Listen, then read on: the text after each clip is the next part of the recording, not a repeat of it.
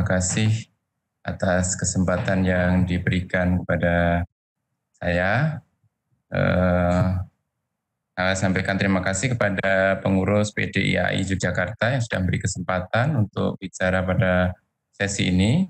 Kemudian juga terima kasih pada PNC, Pak Yoska dan Bu Swasti ya. Kemudian Ibu Moderator, Mbak Vita, Ibu Endang, salam kenal kembali Ibu Endang di Jogja tapi mungkin jarang ketemu ya. Kemudian juga peserta webinar hari ini, saya senang sekali bisa bergabung kembali. Ada beberapa kali saya hadir di IAI ya, untuk menyampaikan beberapa materi, dan kesempatan ini kita akan bicarakan mengenai manajemen mixed pain, terutama nanti kombinasi vitamin dengan analgetik yang sehari-hari bisa kita berikan pada pasien, yaitu paracetamol dan non-steroid anti-inflamatori ya. Ini survei sekilas saja, kira-kira 40% pasien datang ke klinik neurologi itu keluhannya nyeri ya. Dan ini saya kira hampir di semua divisi itu keluhan nyeri itu menjadi masalah tersendiri, sehingga kalau dalam pendidikan kedokteran itu ada blok khusus nyeri ya, 5 minggu hanya membicarakan kasus nyeri saja. Jadi memang penting sekali, dan dalam akreditasi rumah sakit saya kira juga sudah ada poin mengenai nyeri, dan ini seringkali membuat kebutuhan untuk asesmen dan pengkajian itu menjadi semakin besar. Ya, kalau kita mengenal nyeri itu ada 3 sebenarnya, hanya ada 3 tipe nyeri ya. Tapi yang nyeri yang pertama adalah nyeri nociceptik, ini yang paling banyak dikenal, hampir semua dokter apoteker mungkin mengenal. Kemudian nyeri neuropatik ini juga sudah mulai dikenal, tetapi memang sebagian masih belum cukup baik mengenal nyeri neuropatik, karena survei di Asia Pasifik itu masih menempatkan Indonesia menjadi ranking yang bawah, terutama GP ya, dalam penanganan dokter umum dalam penanganan kasus nyeri, sehingga ini menjadi tantangan. Dan yang ketiga nyeri nociplastik, ini juga lebih sedikit lagi banyak dikenal oleh para klinisi, terutama karena memang pembicaraan di sini masih belum intens ya. Tapi kita selalu menyampaikan ini, dan mixed pain itu adalah kombinasi, bisa 2, bisa 3 dari 3 jenis nyeri ini. Kenapa jenis nyeri itu penting? Karena jenis nyeri itu menentukan modalitas utama yang akan kita pilih. Misalnya nyeri nociceptik, maka pilihan NSAID itu adalah pilihan utama, gitu ya. Kemudian untuk nyeri neuropatik itu pilihan utamanya adalah kelompok antikonvulsan atau antidepresan. Sedangkan kelompok nociplastik itu pendekatan kognitif behavior therapy itu menempatkan posisi pertama.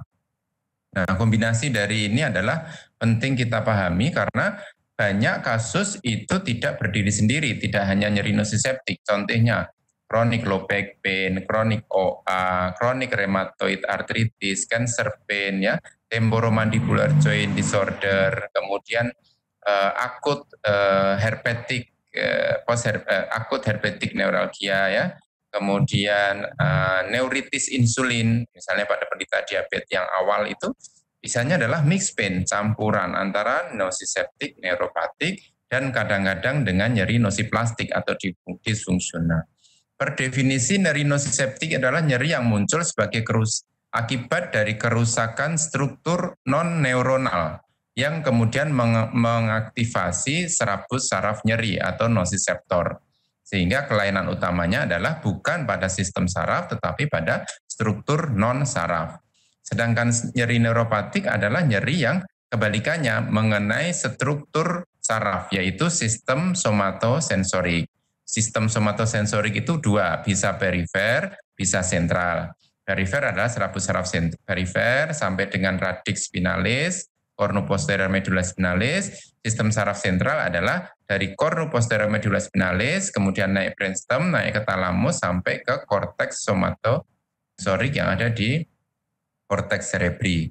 Kalau kelainannya ada di situ, maka itu nyeri neuropatik, sehingga kadang-kadang kita tidak menemukan bukti objektif kerusakan struktur non-neuronal, tetapi kita mendapatkan pasien dengan keluhan nyeri. Kalau kita lacak ternyata ada penyebab nyeri neuropatik dan bisa dibuktikan adanya lesi pada cara somatosensorik, maka dikategorikan sebagai nyeri neuropatik. Sedangkan nyeri nosiplastik itu adalah pengecualian dari kedua tipe nyeri tersebut, yaitu satu, tidak ada kerusakan struktur non-neuronal, yang kedua, tidak ada lesi pada cara somatosensorik. Lesinya ada di mana? Lesinya adalah pada sistem neurotransmitter yang berperan pada proses kognitif atau processing di sentral. Sehingga nanti kelompoknya adalah bisa sentral sensitisasi sindrom maupun penyakit-penyakit yang terkait dengan keluhan psikiatri seperti somatoform, psikosomatis, kemudian malingering, dan seterusnya. Nah, sistem contoh nosiplastik pain yang merupakan kelompok sentral sensitisasi sindrom itu fibromialgia, dysmenorrhea, migraine, kemudian irritable bowel syndrome itu adalah nosiplastic pain. Nah, ini contoh mixed pain adalah low back pain. Kenapa low back pain? Karena di sana ada kompresi, misalnya pada HNP itu ada kompresi pada serabut saraf. Nah, kompresi pada serabut saraf itu efeknya paling enggak 5. Yang pertama, kompresi itu menyebabkan pembuluh darah di sekitar serabut saraf di radix spinalis itu mengalami iskemi, katanya kompresi. Yang kedua, karena ada iskemi, kemudian ada proses inflamasi di radixnya dan inflamasi juga di struktur sekitar radixnya. Jadi ada komponen neuronalnya, ada komponen yang non-neuronalnya. Kemudian yang ketiga, mechanical pain karena tekanan sendiri pada jaras atau serabut saraf di punggung belakang. Akibatnya adalah terjadi nyeri neuropatik, nyeri inflamatori, kemudian juga ada aktivasi mikroglia. Ini yang disebut sebagai mixed pain, contoh patologi dari mixed pain. Nah, mixed pain itu tadi yang paling banyak adalah kombinasi antara nosiseptik dan neuropatik. Tadi Ibu Endang sudah menjelaskan secara jelas mengenai tanda-tandanya, terutama tanda-tanda nyeri neuropatik, ada 5 determinan utama. Jadi kalau ada salah satu dari 5 ini, kita harus berpikir dia nyeri neuropatik. Pasien mengeluhkan nyeri seperti tertusuk jarum, nyeri tebal-tebal atau numbness, ya, kebas, semutan. Kemudian nyeri seperti terbakar, kemudian nyeri seperti terstrom listrik, dan nyeri yang distimulasi oleh rangsangan bukan nyeri. Misalnya, kalau kena keringat sakit, kalau kena rambut sakit, kalau makan dingin sakit, kalau makan agak keras sakit, atau kalau kena kaos kaki sakit pada neuropati diabetikum. Itu namanya allodynia. Rangsangan bukan nyeri dipersepsikan sebagai nyeri. Kalau ada salah satu dari ini, maka kita harus mengarah kepada kelainan neuropatik. Tadi Dr. Endang juga sudah menjelaskan mengenai pain detect, ya. Pain detect itu memang screening tool untuk membedakan nyeri nosiseptik, nyeri neuropatik, dan mixed pain. Cuman komponennya banyak, sehingga kalau dalam praktek sehari-hari atau di apotek itu klien kita banyak di sana, maka mungkin kita tidak sempat men-screening secara jelas. Tetapi kalau kita menemukan salah satu tanda ini, kita harus berpikir kemungkinan neuropatik. Pada kelompok nosiseptik itu determinannya adalah nyeri seperti berdenyut, kaku, kemeng, dan nyeri itu spontan dan tenderness. Artinya apa? Tidak ditekan sakit, ditekan juga sakit. Nah, itu adalah salah satu determinan dari nyeri nosiseptik. Kemudian kalau dilakukan pemeriksaan, jika ditemukan tanda-tanda peradangan, yaitu dolor, kalor, tumor, rubor, fungsiolesa, maka itu adalah mendukung kemungkinan nyeri nosiseptik.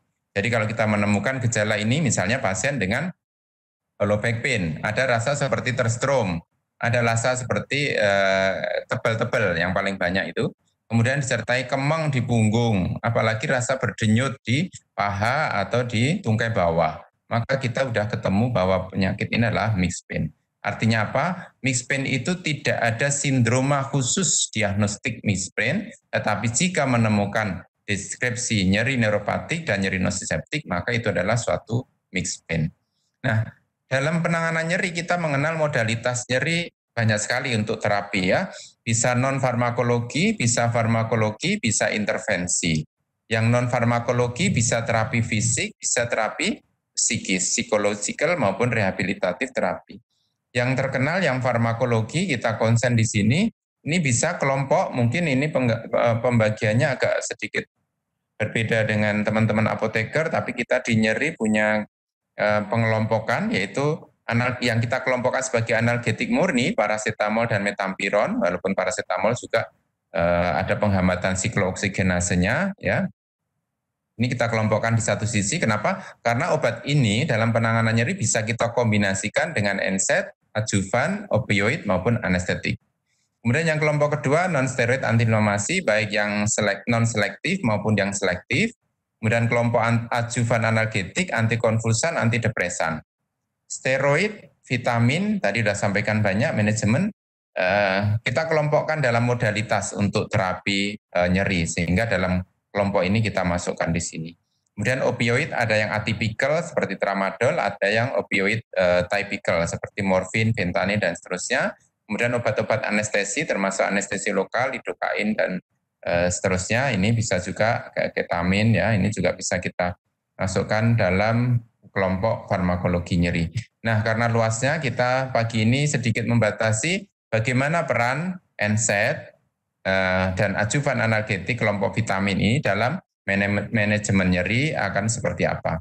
Kita akan lihat untuk NSAID itu kita kelompokkan jadi non-selektif NSAID dan yang selektif NSAID atau COX-2 inhibitor berdasarkan penghambatan pada siklooksigenase, apakah spesifik prefer ke COX-2 atau yang non-spesifik, artinya penghambatan COX-1 dan COX-2.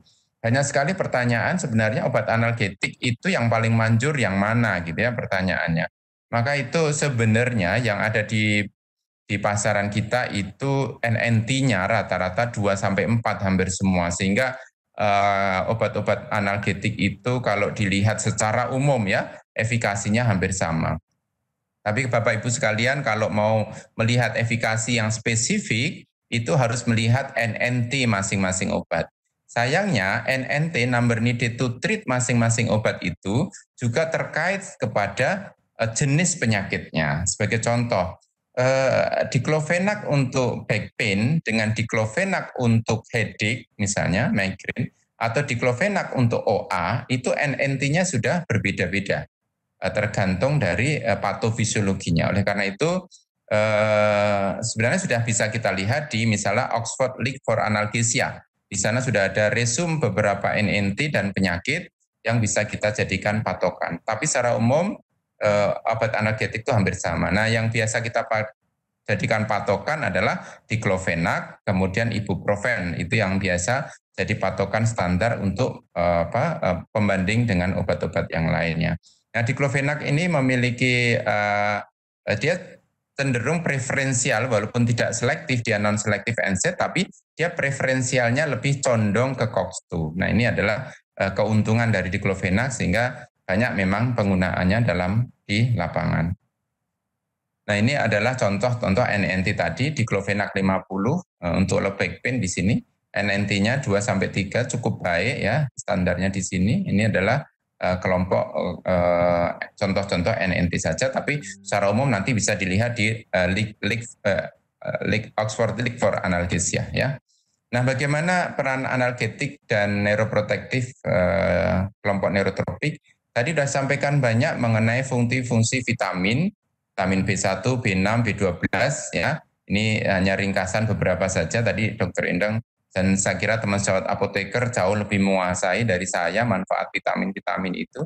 Tapi secara umum misalnya vitamin B pada kasus nyeri saja, itu bisa ngeblok natrium channel. Kita tahu bahwa natrium dan kalsium channel itu adalah salah satu reseptor yang paling bertanggung jawab untuk terjadinya proses depolarisasi, yaitu awal dari impuls nyeri. Sehingga kalau kita lakukan blok natrium, misalnya kita menggunakan karbamazepin atau menggunakan asam valproat, natrium channel, maka kita bisa mendapatkan anti nyeri yang signifikan. Kemudian juga kalsium channel, kita kelompok gabapentin, pregabalin, itu adalah kalsium channel blocker, itu juga bisa menghasilkan anti nyeri yang cukup banyak. Kemudian yang kelompok yang kedua adalah vitamin B6, ini bisa memperbaiki serotonin, epinefrin, dan GABA. Semua ini adalah neurotransmitter inhibitorik yang bisa menghambat impuls nyeri dari perifer untuk sampai ke sentral. Sehingga kalau terjadi peningkatan serotonin, GABA terutama, maka rasa nyeri yang dipersepsikan di saraf perifer itu tidak akan sampai ke sentral. Kemudian yang B12 selain tadi untuk sebenarnya vitamin 12 itu ada 9 manfaatnya. Tadi disampaikan Bu Endang juga mengenai dia memperbaiki struktur mielinnya. Nah, fungsi yang lainnya adalah untuk ngeblok sitokin inflamatorik, interleukin 1, TNF alfa, kemudian interleukin 6, nitrit oksid, prostaglandin, ATP dan seterusnya. Ini sudah dilakukan beberapa penelitian yang membuktikan itu, sehingga sebenarnya vitamin neurotropik ini memang memiliki potensi untuk anti nyeri. Nah, masalahnya adalah kita lihat apakah ini memang bermanfaat. Ini salah satu penelitian yang mengkombinasikan vitamin diklofenak, natrium diklofenak dengan vitamin B, kelompok yang dikombinasi dan kelompok hanya yang diklofenak alone. Ini adalah salah satu contoh saja. Ternyata memang diklofenak yang dikombinasi dengan vitamin B6 ini memiliki efek yang menguntungkan untuk terjadinya penurunan nyeri. Ini terjadi karena salah satu manfaat vitamin B itu adalah vitamin B dan diklofenak itu bekerja bersama-sama atau dimetabolisir oleh sitokrom P450 3A4. Nah, di sana karena adanya vitamin B, maka pengerusakan atau metabolisme diklofenak itu bisa dikurangi, sehingga efek analgetik dari diklofenak itu bisa meningkat. Ini salah satu manfaatnya. Nah, obat-obatan kalau menggabungkan itu ada efek sumasi dan sinergisme. Saya kira teman-teman sekalian lebih menguasai. Nah, obat-obat ini vitamin neurotropik dengan diklofenak itu efeknya adalah sinergisme, ya. Jadi efeknya akan lebih tinggi dengan menggabungkan dua obat dengan dosis yang lebih kecil. Ini adalah meta-analisis yang jelas sudah tingkat penelitian yang paling tinggi, meta-analisis efek kombinasi diklofenak dengan vitamin B, thiamin, pyridoxine, dan cyanocobalamin untuk low back pain sebagai systematic review dan meta-analisis. Hasilnya adalah untuk pengurangan nyeri, ini kita lihat tabel yang di sebelah kanan ini, ternyata kelompok yang puas menggunakan diklofenak dikombinasi dengan vitamin B, hampir semua penelitian menunjukkan efek yang positif. Dan penggabungan dari empat penelitian yang ada yang di meta-analisis itu memang menunjukkan angka odds rasionya 1,87. Jadi hampir 2 kali lipat lebih baik pada kelompok yang menggunakan kombinasi diklofenak dengan vitamin B dibandingkan dengan diklofenak saja. Jadi dari penanganan nyeri jelas di sini meta-analisisnya. Efek gastrointestinal, tadi vitamin B bisa mual, ya, bisa perdarahan lambung dan seterusnya walaupun kecil dosisnya. Tapi efek sinergisme itu ada. Kalau dikombinasikan bagaimana efek efek samping terhadap gastrointestinal, ternyata kelompok ini jika dikombinasikan itu adalah lebih rendah kelompok yang diklofenak dengan vitamin B jika dibandingkan dengan diklofenak saja. Meskipun tidak berbeda secara signifikan. Tetapi ada kecenderungan bahwa kalau kita mengkombinasikan diklofenak dengan vitamin B, maka efek samping gastrointestinalnya lebih rendah, cenderung lebih rendah. Ini adalah kelompok tingkat kepuasan secara umum pasien. Setelah dilakukan terapi, pasien ditanya, Anda lebih puas mana? Penggunaan obat ini memuaskan Anda atau tidak? 1,5 kali kelompok pasien lebih puas menggunakan diklofenak yang dikombinasi dengan vitamin B dibandingkan dengan diklofenak saja. Dan pengurangan simptom nyeri tadi, jadi simptom nyeri nociceptik dan neuropatik yang tadi saya terangkan, ada kesemutan, ada terbakar, ada tertusuk jarum, kesetrum, alodinia, kemeng, ngilu, berdenyut dan seterusnya. Bagaimana penurunan nyerinya? Jelas secara meta-analisis berbeda bermakna 2,23 kali odds rasionya pada kelompok pasien yang mendapatkan diklofenak dikombinasi dengan neurotropik dibandingkan hanya dengan diklofenak saja. Nah, ini adalah kesimpulan dari meta-analisis ini adalah menunjukkan bahwa diklofenak dikombinasi dengan neurotropik, thiamin, pyridoxine, dan cyanocobalamin itu efeknya lebih baik dalam mengurangi nyeri, kemudian dengan evidence moderate to high, kemudian potensial kalau tadi kan dalam hanya LPP saja, tetapi untuk mixed pain yang lain itu juga potensialnya sama, OA kronis, postoperative pain, cancer pain, dan seterusnya. Kemudian juga hasil ini konsisten karena dilakukan meta-analisis. Kami di Departemen Neurologi melakukan penelitian juga karena kami berpikir bahwa paracetamol dan diclofenac itu secara farmakologi juga metabolisme di sitokrom yang sama di hepar, maka kami berpikiran bahwa jika paracetamol dikombinasi dengan vitamin B, ini juga bisa meredakan nyeri.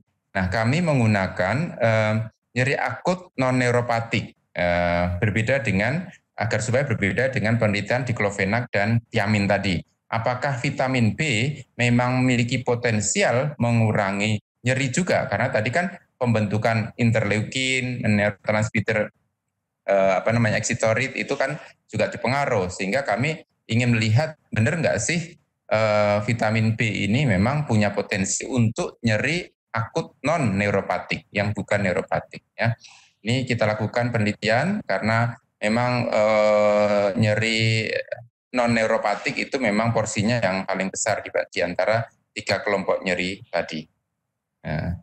Nah, patofisiologi ini mohon maaf kalau terlalu kecil, tapi saya ingin menyampaikan bahwa kerangka teori yang kami susun adalah yang pertama adalah paracetamol. Paracetamol jelas memiliki fungsi anti nyeri karena diantaranya dia menekan atau menghambat bradikinin desentral, juga menghambat siklooksigenase walaupun prosentasenya tidak terlalu besar, sehingga efek anti nyerinya sudah kita tahu semua. Kemudian paracetamol dengan thiamin itu berada pada metabolisme di tempat yang sama di hepar, yaitu menggunakan sitokrom P450. Jadi kalau kami gabungkan, maka salah satunya harapan kami atau dua-duanya akan mengalami metabolisme yang tidak cepat, sehingga manfaatnya akan bisa dirasakan lebih kuat untuk menurunkan nyeri. Kemudian juga cobalamin ini dalam mekanisme nyeri akut non-nesoseptik itu bisa menghambat interleukin dan TNF-alfa melalui faktor nuklear kappa beta. Ini adalah mencegah terjadinya proses nyeri. Kemudian piridoksin itu adalah bisa menghambat produksi glutamat.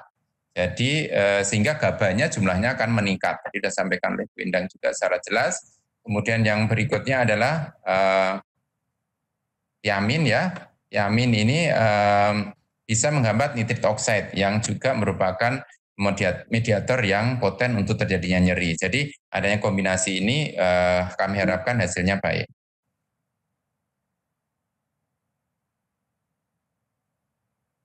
Ya, ini adalah alur penelitian kami ya. Kita ambil jumlah subjek penelitiannya 46, kita naikkan ke 50 masing-masing, kemudian kita randomisasi, kemudian kita ukur intensitas nyerinya dengan visual analog scale. Kenapa visual analog scale bukan numeric pain rating scale? Karena visual analog scale lebih sensitif ya. Kalau kita mengukur, kalau visual analog scale bisa poinnya misalnya 89. Sedangkan pada numeric pain scale hanya 7 atau 8 atau 9, sehingga untuk melihat perbedaan efek itu kurang bagus, sehingga kita menggunakan visual analog scale. Lama pemberiannya selama 3 hari berturut-turut. Kriteria inklusinya adalah nyeri non-neuropatik akut, usianya 18-50 tahun, menggunakan alat ukur visual analog scale dan bersedia ikut dalam penelitian. Kelompok 1 itu paracetamol saja, dosisnya 500 mg per 8 jam. Kelompok yang kedua, kombinasi paracetamol 500 mg dengan vitamin B. Diberikan secara oral, dengan proporsi vitamin B-nya kita berikan 1 kali dalam 24 jam dengan komposisi B1 100 mg, B6 100 mg, dan B12 5000 mikrogram atau 5 mg. Berdasarkan dari referensi yang kita dapatkan ini. Hasilnya kita lihat, yang diukur adalah fase ya pada kedua kelompok tadi. Hipotesisnya tadi sudah saya sampaikan, vitamin B yang dikombinasi paracetamol dikombinasi vitamin B harapannya menurunkan intensitas nyeri yang lebih kuat dibandingkan vitamin B saja. Ini adalah karakteristik subjek, memang tidak berbeda bermakna antara kelompok kontrol dan kelompok perlakuan. Ini tidak berbeda bermakna baik dari jenis kelamin maupun kriteria indeks massa tubuhnya, sehingga per kilogram berat badannya kira-kira mendapatkan dosis obat yang sama antara kelompok perlakuan dan kontrol. Jumlah kasusnya kita tidak membatasi diagnosis. Kami berharap justru lebih banyak yang bisa memanfaatkan, mulai dari rinitis alergika, atralgia, nyeri kepala, common cold, dyspepsia, ISPA, konjungtivitis dengan headache, low back pain, limfadenopati, mialgia, post-op, premenstrual syndrome, stomatitis, vertigo perifer, kita ambil semuanya karena kita memang batasannya hanya nyeri akut non neuropatik. Ya. Nah, perbedaan kelompok fas kedua kelompok sebelum dan sesudah. Kelompok A yaitu kelompok yang mendapatkan diklofenak saja, kelompok B kelompok paracetamol saja, kelompok B kelompok paracetamol dikombinasi dengan vitamin B, tidak berbeda secara signifikan, maupun kelompok yang vitamin B ini cenderung lebih tinggi fasnya tetapi tidak berbeda secara signifikan. Nah, ini adalah hasilnya. Jadi setelah mendapatkan pengobatan pertama kali, terjadi penurunan bersama-sama antara kelompok yang mendapatkan paracetamol saja dan kelompok yang mendapatkan paracetamol dikombinasi dengan vitamin B, dan ini mulai memisah pada pemberian yang ketiga. Ya, pemberian yang ketiga ini sudah mulai membaik dan kita lihat ini konsisten terus selama pemberian sampai pemberian hari ketiga. Ini ada perbedaan yang signifikan antara kelompok yang fasnya, antara kelompok yang hanya dapatkan paracetamol dan satu kelompok paracetamol dengan thiamin. Ini adalah rata harian fas setelah 24 jam, setelah 48 jam, dan setelah 72 jam kelompok fasnya berkurang, dan ini adalah pengurangannya kelompok yang mendapatkan thiamin dan mendapatkan paracetamol dan vitamin B. Ini pengurangan nyerinya lebih kuat, di sini 38 poin, di sini 27 poin, di 48 jam 31, 21, dan kelompok 24 jam 21 sampai dan 13. Memang untuk nyeri kelompok ringan dan sedang ini memang efeknya berbeda bermakna, seperti tampak pada analisis bivariat ini, perbedaannya cukup signifikan antara kelompok yang paracetamol dan kelompok paracetamol plus vitamin B. Nah, ini adalah mekanisme anti nyerinya karena kita menggunakan kelompok obatnya adalah kelompok pasiennya adalah kelompok nosiseptik, non neuropatik ya, kelompok nosiseptik, maka paracetamol dan vitamin B itu memiliki efek anti nosiseptik yang signifikan. Ini analisis multivariat juga demikian, menunjukkan perbedaan antara kelompok yang diberikan vitamin B saja. Jadi kita bisa keterbatasan pada penelitian ini, peneliti tidak menganalisis pemberian obat lain terhadap penurunan tensinya nyeri. Jadi memang keterbatasan di lapangan ini kami masih sangat tidak mengendalikan semua faktor. Jadi kita tidak melihat kalau diantaranya misalnya dia minum satu ini obat lain, kita tidak melihat itu. Kemudian yang kita pakai hanya nyeri akut non neuropatik intensitas ringan sampai sedang. Kita tidak menggunakan pasien-pasien dengan intensitas berat. Jadi saya kira untuk teman-teman apoteker ini bisa manfaatkan ya. Biasanya nyeri ringan sedang kan pasien langsung ke apotek ya, tidak ke dokter. Jadi ini saya kira cocok malahan untuk praktek sehari-hari teman sahabat apoteker sekalian, yaitu menggunakan nyeri ringan sedang yang bukan neuropatik ya. Yang neuropatik mungkin bisa mengadop pada kelompok diklofenak dengan vitamin B6 tadi yang sudah saya sampaikan. Itu kan mixed pain, artinya mixed pain itu ada komponen neuropatiknya. Nah itu adalah di sana. Ya, ini ringan sampai sedang. Dan kesimpulannya adalah pemberian paracetamol yang dikombinasi dengan vitamin B lebih efektif dibandingkan pemberian paracetamol saja untuk menurunkan intensitas nyeri akut non-neuropatik, intensitas ringan sampai sedang. Mungkin itu yang bisa saya sampaikan pada kali ini, sehingga dari penelitian kami ini pemberian obat ini bisa direkomendasikan sebagai terapi nyeri akut non-neuropatik untuk intensitas ringan dan sedang. Dan terima kasih atas perhatiannya. Mohon maaf jika banyak kekurangannya. Saya kembalikan waktu kepada Ibu Vita. Silakan.